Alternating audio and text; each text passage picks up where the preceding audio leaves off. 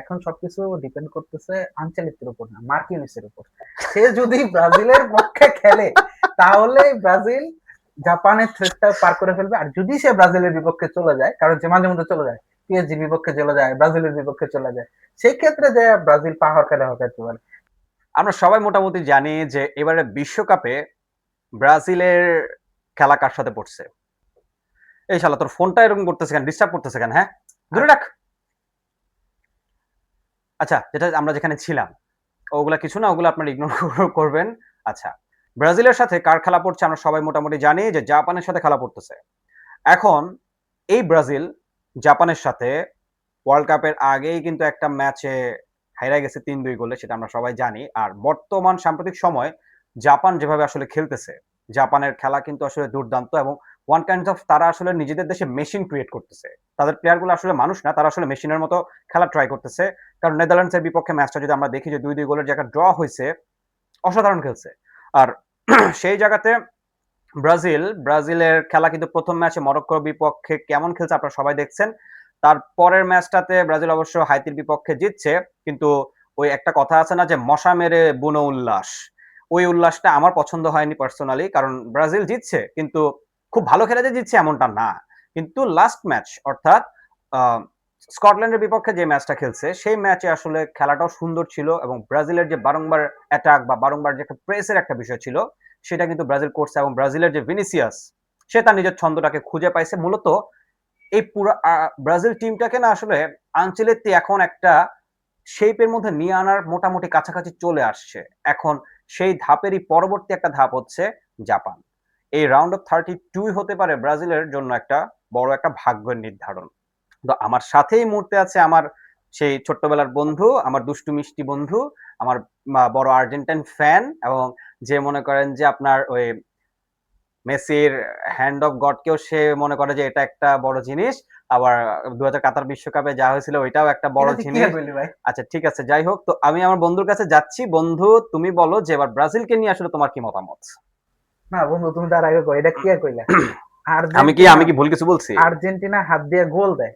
হ্যাঁ, এই যে চলনটা, 78-এর বিশ্বকাপ বিতর্কিত, 86-এর বিশ্বকাপ হ্যান্ড অফ গড, 2022-এর বিশ্বকাপ স্ক্রিপ্টেড, পেনাল্টি। পেনাল্টি, পেনাল্টি মানে প্রতিটা তিনটা, ম্যাচেই পেনাল্টি মানে পাইছে। হ্যাঁ, প্রতিটা ওয়ার্ল্ড কাপে কোনো না কোনো বিতর্ক দিয়া শুরু হ্যাঁ, করছো। এটা মানে ব্রাজিলের সাথে কিন্তু ব্রাজিলের 5টা বিশ্বকাপ ব্রাজিলের সাথে কিন্তু কখনো এমন হয় নাই। না না না, ব্রাজিলের সাথে এরকম হওয়ার এবং কোনো এখনো চান্স নাই। পর্যন্ত ধরা হয় যে 2002 বিশ্বকাপে যে ব্রাজিলের স্কোয়াডটা ছিল সেটা সর্বকালের ইতিহাসে সর্বশ্রেষ্ঠ একটা না, টিম। এটা নিয়ে কোনো ডাউট নাই, 2002-এর যে ব্রাজিল ছিল এটা প্রাইম ব্রাজিল, হুম। প্রাইম ব্রাজিল, ওটার সাথে কোনো তুলনা হয় না। হ্যাঁ, মানে ইভেন ওই ব্রাজিলের ধারের কাছে, মানে ওরা ইয়ের ম্যাচে, মরক্কোর ম্যাচে ওরা কোট স্যুট পরে খেলা দেখতে আসছে। আমার কাছে একটা মধ্যে মনে হচ্ছিল ওরা মনে করতেছে কোট স্যুটটা খুলে নাম বলে মাঠে একবার একটু দেখাই দিই হাউ টু প্লে। হ্যাঁ, এটা মানে ওদের কাছে মনে হইতেছে, কারণ ওটা প্রাইম ব্রাজিল ছিল।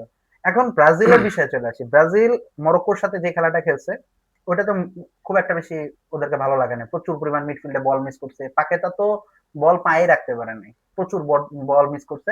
ভিনিসিয়াস জুনিয়র, সে হচ্ছে তার ইন্ডিভিজুয়াল ব্রিলিয়ান্সে একটা গোল বের করে মরক্কোর সাথে ওয়ান অন করছে। হুম। হাইতির সাথেও খুব একটা বেশি গোছানো খেলা না। হাইতি যেহেতু 83 নাম্বার না ওই যে 87 আমি একটা নাম্বার, সুন্দর একটা লাইন দিলাম না হ্যাঁ যে হ্যাঁ মশা মেরে বন হ্যাঁ হ্যাঁ হ্যাঁ, উল্লাস। অনেকটা ওইরকমই। হাইতি খুব একটা বেশি ইয়া না। স্কটল্যান্ডের ম্যাচে এখানে মানে আনচেলত্তির একটা মাস্টার ক্লাস আমরা দেখলাম, যে 4-1-2-3, মানে সে সামনে একজনকে সিডিএম হিসেবে ক্যান্সেলকে রেখা, সামনে পাকেতা এবং ইয়েকে এর সাথে নিয়ে সে মিডফিল্ডকে ওভারলোডেড করে স্কটল্যান্ডকে যেভাবে হচ্ছে ডমিনেটিং ফুটবলটা খেলছে, এই ফুটবলটাই আমরা ব্রাজিলের কাছ থেকে চাই। ব্রাজিল কিন্তু এটাই। আসলে কি তুই চাস হ্যাঁ, আমি চাই, যে না বিকজ আর্জেন্টিনার? না, কিন্তু ব্রাজিল ছাড়া আর্জেন্টিনা কই? আর্জেন্টিনা মানেই ব্রাজিল, ব্রাজিল মানে আর্জেন্টিনা। এরা একজন একজনকে রাইভেলরি না হলে তো মজা নাই। 2024-এ যখন ব্রাজিলকে 4-0 গোলে হারাইলো আর্জেন্টিনা ফ্রেন্ডলি ম্যাচে, ওটা চোখের শান্তি, মনের শান্তি, আত্মার শান্তি।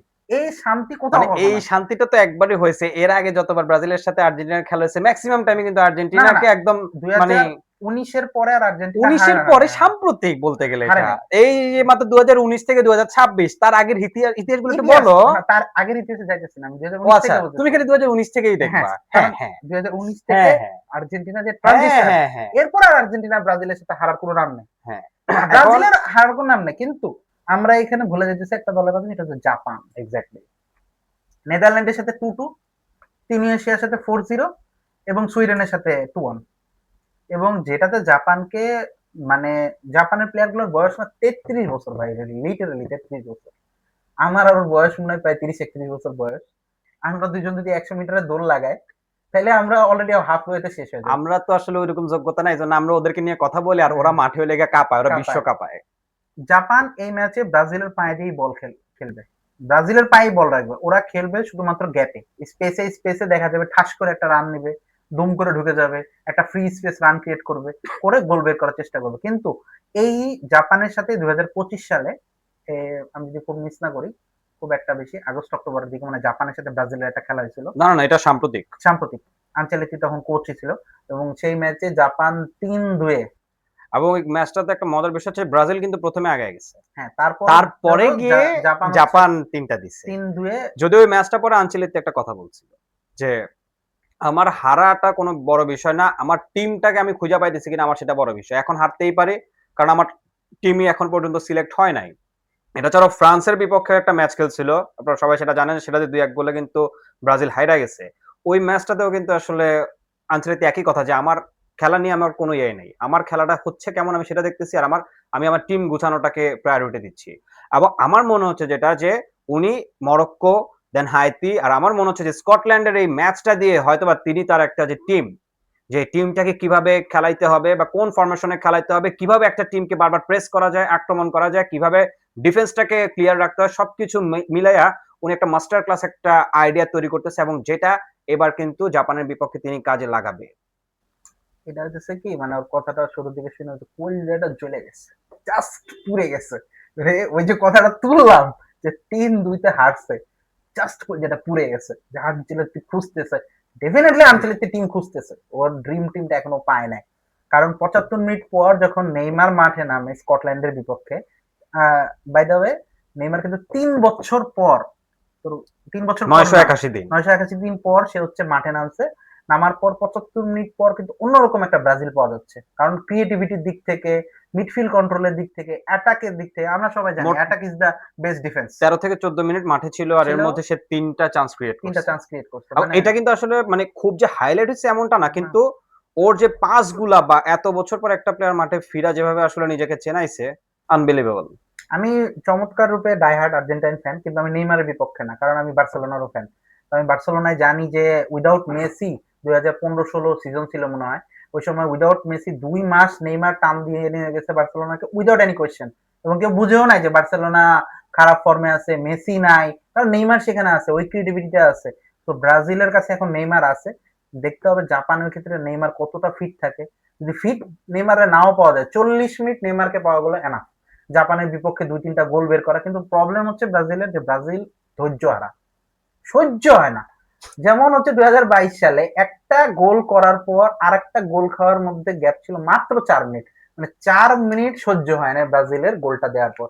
আমি ব্রাজিলের ফ্যান এবং ব্রাজিলের আমার বন্ধুকে একটাই কথা বলবো, যদি ব্রাজিল জাপানকে ফার্স্টে গোল দিয়ে দিতে পারে কোনোভাবে ক্রিয়েটিভিটির মাধ্যমে, যেন ওরা সহ্য করে নেয় যে না আমরা এই কয়টা গোলে জিতবো, বেশি গ্লোরির দিকে না যাওয়া না, ভালো ব্রাজিল হবে। কিন্তু এই জায়গাটাতে একটু উন্নতি করছে, কারণ খেয়াল করে দেখছি প্রথম ম্যাচে মরক্কোর সাথে একটা গোল খাওয়ার পর ব্রাজিল কিন্তু ভরকা যায় নাই, বা ওরা কিন্তু এমনও চিন্তা করে না যে আমরা ম্যাচটা হাইরা বেরোবো।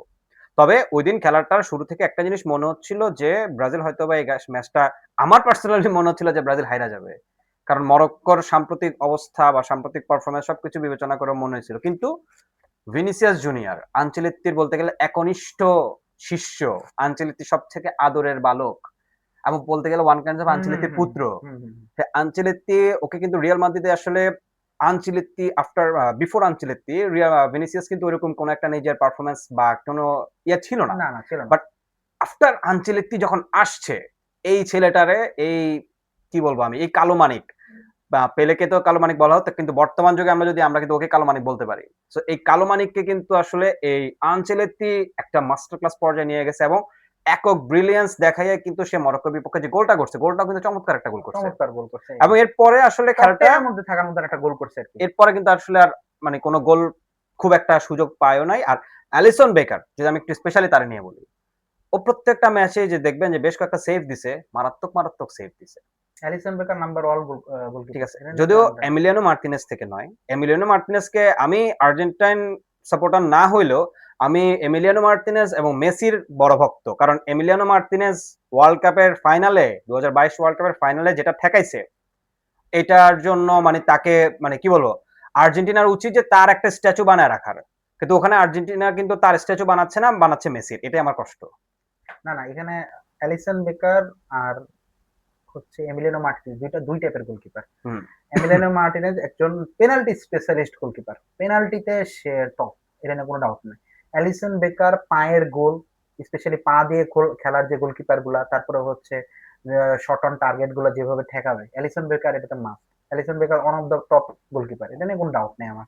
গোলকিপিং বা এখন বর্তমানে আর্জেন্টিনা ডিফেন্স নিয়ে অতটা সমস্যা নেই, সলিডিটি নিয়ে ক্রিয়েটিভিটিটা চলে আসলেও হয়ে যাবে। এখন সমস্যা হচ্ছে জাপানের ডেথ নোট নিয়ে। ওদের কোচ ইদানিং কালে নতুন এক ফর্মুলা বের করছে, মাঠের মধ্যে কিছু একটা আইকন নিয়েছে, ফরমেশন দ্বারা করাইতেছে 3-2-1-4, এগুলো ডেথ নোট। সামনের টিমের জন্য ডেথ নোট নিয়ে আসছে। এখন জাপানের এই ডেথ নোট থেকে ব্রাজিল কিভাবে বাঁচবে তোর কাছে মনে হয়? এখন এখানে এই যে তুই একটু আগে একটা কথা বলছিলি যে ব্রাজিলের পায়ে বল দিয়ে জাপান খেলবে। হ্যাঁ, ব্রাজিলের পায়ে বল দিয়ে জাপান খেলবে, এটা এখন কোনো ডাউট নেই। জাপান আর নেদারল্যান্ডসের ম্যাচটা যখন দেখছিলাম, ওই ম্যাচটাতে আমি দেখলাম যে জাপান প্রথমে নেদারল্যান্ডস দিল, জাপান দিল, আবার নেদারল্যান্ডস দিল, এবং জাপান কিন্তু 88 মিনিটের সময় গিয়ে একটা গোল দিল, শোধ করলো। এবং পুরো টাইম জাপান যেভাবে আসলে নিজেদের মধ্যে ওদের যে বোঝাপড়া, আর জাপানের অ্যাটাকিং লাইন বলি বা মিড বলি, ওরা খুব চমৎকার। ওরা ওরা আসলে পা দিয়ে খেলার থেকে ওরা হচ্ছে ব্রেন দিয়ে খেলে বেশি। যেটা ওরা হচ্ছে লেগে তোর এই জন্য যে ব্রাজিলের পায়ে বল দিয়ে ওরা খেলবে, আর একটা যদি কোনো রকমের ব্রাজিল মানে ব্রাজিলের কাছ থেকে সুযোগ ওরা পেয়ে যায়, শেষ।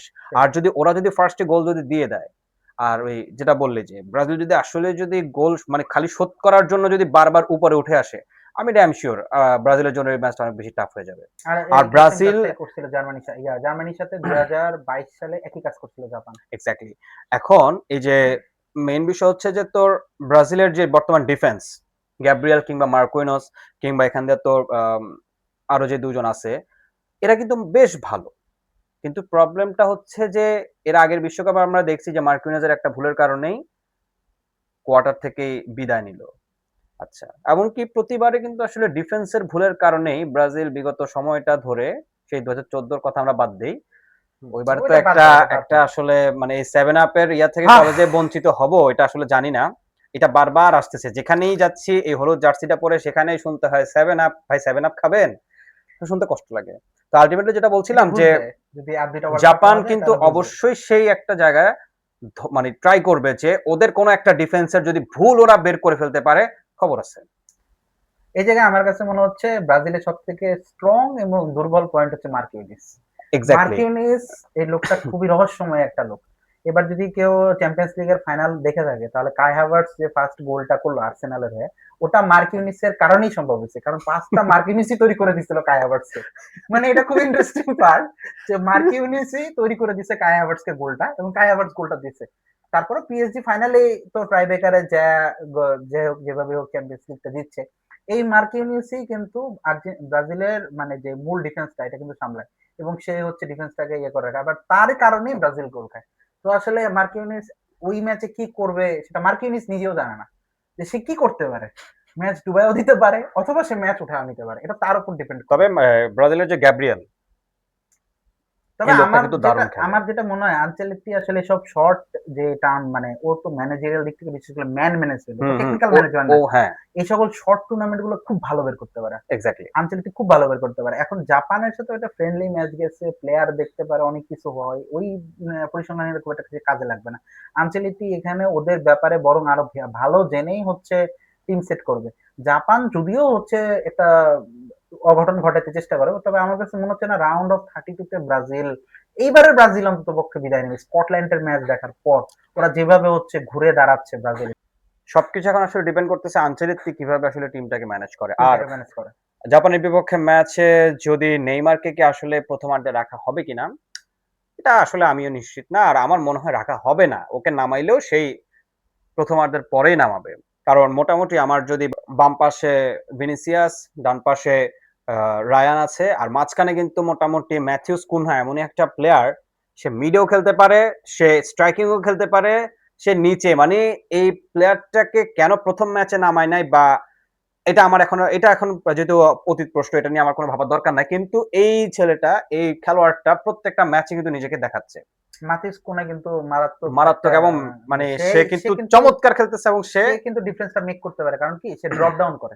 এক্স্যাক্টলি আমি সে এটা প্রচুর বলতেছি ড্রপ যে ডাউন সে করে, প্রচুর মানে সে ড্রপ ডাউন করে মোটামুটি সব জায়গায় খেলতে পারে, খেলতে পারে, এবং এই যে দৌড়াচ্ছে, একে একটা বড় অস্ত্র হিসেবে কিন্তু আনচেলত্তি চালাবে। চালাবে। আর এখানে তো ভিনিসিয়াস তার এক্সিলেন্স দেখাইতে যদি পারে, আর রায়ান লাস্ট ম্যাচটা তুই যদি দেখিস, যে লাস্ট ম্যাচটা রায়ান সে কিন্তু মোটামুটি তোর মিড এবং তোর লেফট উইংটা, রাইট উইংটা সে কিন্তু মারাত্মকভাবে সে নিজে ট্যাকেল দিছে, এবং ওভারলোডেড সে করে রাখছে ওভারলোডেড সবসময়, সে একাই করে রাখছে। একাই সে করে রাখছে। সবকিছু মিলায়া এখন আসলে সবকিছু ডিপেন্ড করতেছে যে আনচেলত্তি আসলে কিভাবে টিমটাকে গুছায়, এবং আনচেলত্তির মেইন কথা হচ্ছে যে আমরা যে 2022 না, এর পর এটা থেকে আসলে কি এখন সবকিছু ডিপেন্ড করতেছে আনচেলত্তির উপর না, মার্কিনিসের উপর। সে যদি ব্রাজিলের পক্ষে খেলে তাহলে ব্রাজিল জাপানের থ্রেটটা পার করে ফেলবে, আর যদি সে ব্রাজিলের বিপক্ষে চলে যায়, কারণ যে মাঝে মধ্যে চলে যায়, পিএসজির বিপক্ষে চলে যায়, ব্রাজিলের বিপক্ষে চলে যায়, সেই ক্ষেত্রে যে ব্রাজিল পাহাড় খেলে হতে পারে। কারণ আমার ক্রোয়েশিয়ার ম্যাচের কথা মনে আছে, ক্রোয়েশিয়া 2022 সালে কোয়ার্টার ফাইনালে বাদ পড়ছিল, ওটা মার্কিনিসের কারণে। মানে মার্কিনিস আছে এই ধরনের কাজ করার জন্য। বলটা ওর পায়ে লেগেই কিন্তু আসলে অ্যালিসন বেকার উল্টা দিকে দিছে, আর বল ঢুকে গেছে আরেক দিকে। আরেকদিকে। মানে আচ্ছা, এখানে সবকিছু ডিপেন্ড এখন করতেছে দোস্ত মার্কিনিসের উপর। ওইখানে একটা জিনিস খেয়াল কর, যে ব্রাজিল 2000 কাতার বিশ্বকাপের পর, কোয়ার্টারের পর ব্রাজিলের যে একটা ভঙ্গুর অবস্থা ছিল, যতগুলো ম্যাচের পরে ব্রাজিল খেলছে কোনো ম্যাচে কিন্তু আসলে ব্রাজিলের যে কেউ বলবে না যেটা ব্রাজিল খেলতেছে, না, না। মানে আনারি পাড়ায় বা কাছারি পাড়া একাদশ যেভাবে খেলছিল ওটা ব্রাজিলকে ওরকমই মনে হচ্ছিল আলটিমেটলি। বাট ওই তারপরে কতগুলা কোচ তো আসলো, এখন নামও মনে নাই আমার তাদের, যাই হোক। তো এই আনচেলত্তি লোকটা এমন একটা টাইমে যখন খেলা আনচেলত্তি লোকটা এমন একটা টাইমে ব্রাজিলের হাত ধরছে, আসলে খুব সময় বেশি বাকি নাই। সো এই টিমটার মধ্যে একটা কম্বিনেশন আনাটাও কিন্তু অনেক সহজ বিষয় না। অনেক টিম আছে যারা দীর্ঘ সময় অর্থাৎ 4 বছর 5 বছর খেলে খেলে একটা টিম দাঁড় করায়। সো আনচেলত্তি সেখানে টাইম পাইছে মাত্র কত মাস, 1 বছরও সে ফুলফিল পায় নাই, ৭-৮ কিন্তু মাসের মতো সাত সময় আট পায়। 9 মাসের মতো সময় পাইছে। ১ বছর পায়নি। তাহলে এই লোকটা এই দলটাকে, যে দলটাকে সবাই বলতো যে একা একা পারফরমেন্স করতে চায়, সবাই গোল দিতে চায়, সবাই গোলদাতা হইতে চায়, আনচেলত্তি কিন্তু সেটা ব্রেক করতেছে। সো এখন আসলে তার উপর যেমন ডিপেন্ড করবে, ঠিক একইভাবে মার্কুইনেজের উপরও ডিপেন্ড ডিপেন্ড করবে যে করবে, আলটিমেটলি কি এবং হইতে পারে। হচ্ছে জাপানের ডেথ নোটের উপর অনেক কিছু ডিপেন্ড করবে, যে জাপানের ডেথ নোট আদৌ জাপানের যে কোচ আছে সে কিভাবে খেলায়, সেদিন তাদের মেন্টালিটি কি হয়, এগুলো সবকিছুর উপর ব্রাজিলের ইয়ার ডিপেন্ড করবে। তবে ব্রাজিলকে আমার যতদূর মনে হচ্ছে 2026-এ যতটা না ওরা ভয়ঙ্কর, ওরা 2023 আরো বেশি ভয়ঙ্কর হয়ে উঠবে। কারণ আনচেলত্তির ম্যান ম্যানেজমেন্ট মারাত্মক। সে অল্প টাইমের মধ্যে 6-7 মাসে প্লেয়ারই বোঝা যায় না। ইভেন লিওনেল স্কালোনি ঠিক মতো তো সে হাতেও পায় না, এর তো ক্লাবেই খেলতেছে। ক্লাবেই খেলতেছে। লিওনেল স্কালোনি ইভেন যখন প্রথম মানে আর্জেন্টিনা কোচ হওয়ার পর প্রথম যে কোপা আমেরিকা খেলছিল, সেই কিন্তু কোপা আমেরিকায় মোটামুটি আর্জেন্টিনা তুই যেহেতু এই সেমিফাইনালে কথাটা বললি, আমি একটা পর্তুগালের জিনিস এখানে একটু বলি। ইয়ে হয়ে গেছিল। আর্জেন্টিনার ওই যে 2014 বিশ্বকাপে যখন আর্জেন্টিনা ফাইনাল খেলছিল, তার আগে আর্জেন্টিনা অর্থাৎ এএফএ, তাদের যে ফুটবল অ্যাসোসিয়েশন ছিল, সেটার অবস্থা খুবই খারাপ ছিল। তাদের যে মানে সভাপতি যিনি ছিলেন, তিনি তো 1974 সাল থেকে, নামটা এই মুহূর্তে মনে করতে পারছি না, আমি এটা নিয়ে পরবর্তীতে একটা ভিডিও আপনাদের জন্য বানাবো। ওই জিনিসটাতে আসলে কি, যে তাদের সভাপতি ছিল ওই লোকটা 2014 সালে মারা যাওয়ার পর একটা অরাজকতা তৈরি হয়েছিল। সেই অরাজকতাটা কিন্তু আসলে 2018 বিশ্বকাপ পর্যন্ত খুব ভালো মতোই ছিল, এবং এই সময় আর্জেন্টিনা ম্যারাডোনা কিংবা সাবেলা এদের মতো কোচদের নিয়ে খেললেও আলটিমেটলি আর্জেন্টিনা যে একটা আর্জেন্টিনা বা আর্জেন্টিনার যে একটা দাপট, সেই দাপটটা মাঠে ছিল না। আর সেই জায়গায় 2018 পর আর্জেন্টিনা সবচেয়ে বড় জুয়াটা লাগাইছিল হচ্ছে স্কালোনির উপর, এবং তখন সবাই বলছিল যে স্কালোনি আর্জেন্টিনারে কি করবে, কিন্তু আজকে দেখেন আর্জেন্টিনার ওই একটা জুয়া, এটাকে জুয়া বলবো না লাক বাই চান্স বলবো না, যাই বলে না কেন, ওই একটা ডিসিশন আর্জেন্টিনাকে আজকে চেঞ্জ করে ফেলছে, এবং সে মোটামুটি আর্জেন্টিনাকে একটা ভঙ্গুর দল পাইছে, সেই দলটাকে সে গুছায় আয়না প্রথমে কোপা আমেরিকা জিতাইলো, পরে বিশ্বকাপ জিতাইলো, আবার তার একটা কোপা আমেরিকা জিতাইলো, এখন 2026 বিশ্বকাপ খেলতেছে। Wait top and on see. Gear, top on gear, exactly. একদম টপ অন গিয়ার। তো লাস্ট যদিও বল। ব্রাজিলের ইতিহাসটাও খুব একটা বেশি যে খারাপ তা না, ব্রাজিলের কোচ প্রবলেম ছিল মাঝখানে হিউজ।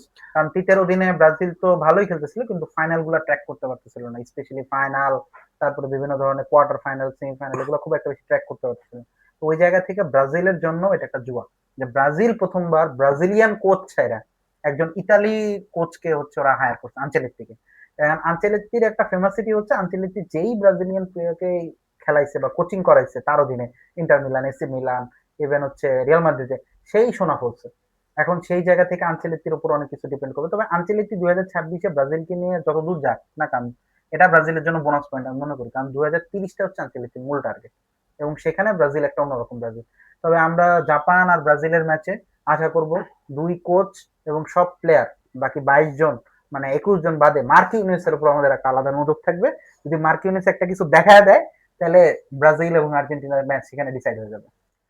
তো বন্ধুরা, এই ছিল আজকের মতো, এবং আমার ভিডিওটি যদি আপনাদের ভালো লেগে থাকে তাহলে অবশ্যই লাইক, কমেন্ট, শেয়ার এবং আমার এই চ্যানেল বিয়ন্ড অন সাইড একে সাবস্ক্রাইব করতে ভুলবেন না। ধন্যবাদ সবাইকে। ধন্যবাদ সবাইকে।